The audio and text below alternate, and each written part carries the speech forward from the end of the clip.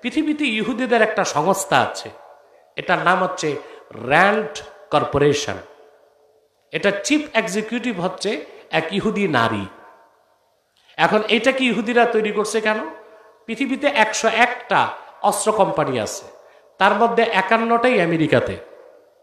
এখন পৃথিবীতে সবচেয়ে বড় ব্যবসা হচ্ছে অস্ত্রের ব্যবসা। কোনটা?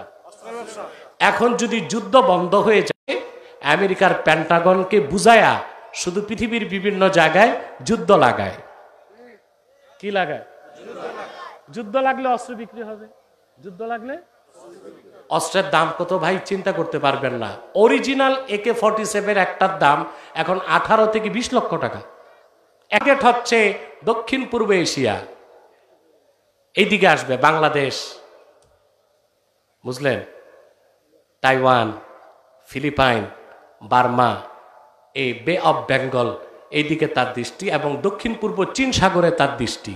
এবং সে চাচ্ছে যেভাবেই হোক চায়নার সাথে তাইওয়ানের যুদ্ধটা সৃষ্টি করবে।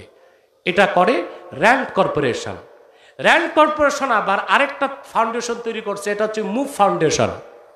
এদের কাজ হচ্ছে যুদ্ধগুলো যেন হয় মুসলমানদের বিরুদ্ধে বেশি, আর মুসলমানরা যেন অস্ত্র হাতে না নেয়, সেজন্য মুভ ফাউন্ডেশন আন্তধর্মীয় মতবাদ প্রচার করে। বাংলাদেশে প্রচুর আলেমকে তারা কিনে ফেলছে ইতিমধ্যে। ওই আলেম কারা? যারা দেখবেন ওয়াজের মধ্যে বলে ইসলামে চরমপন্থা নাই। ইসলামে কি চরমপন্থা নাই? ইসলাম 3টা পন্থাই দিছে, চরমপন্থা, মধ্যপন্থা, শিথিল পন্থা। ইসলামে উগ্রপন্থা নাই, সন্ত্রাস নাই। কিন্তু ইসলামে চরমপন্থা নাই, এটা বলার উদ্দেশ্য হচ্ছে ইহুদিদের এজেন্ডা বাস্তবায়ন করা, যেন মুসলমান জিহাদ ও কেতাল থেকে দূরে সরে যায়। কথা বুঝতে পারছেন? ইসলামের স্বার্থে চরমপন্থা সন্ত্রাস, আর গণতন্ত্র প্রতিষ্ঠার জন্য চরমপন্থা জায়েজ। কথা বলেন। 5ই আগস্ট 15 বছরের স্বৈরাচারের জগদ্দল পাথরকে আপনারা বাংলাদেশ থেকে সরাইছেন। কত বছর লাগছে? কেন? 15 বছর আপনারা নিয়মতান্ত্রিক আন্দোলন করছেন, হরতাল, পিকেটিং, কাজ হয় নাই।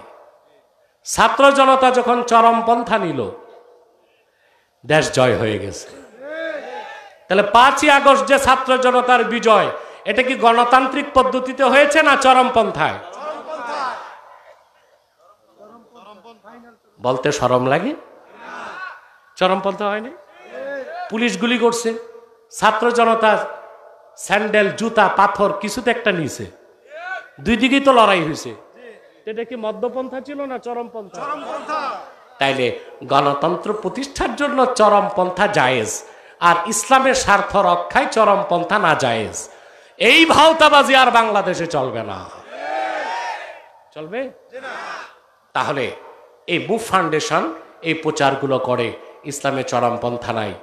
তারপর তারা বলে ইসলাম ইজ দ্য বেস্ট, ইসলাম সর্বশ্রেষ্ঠ।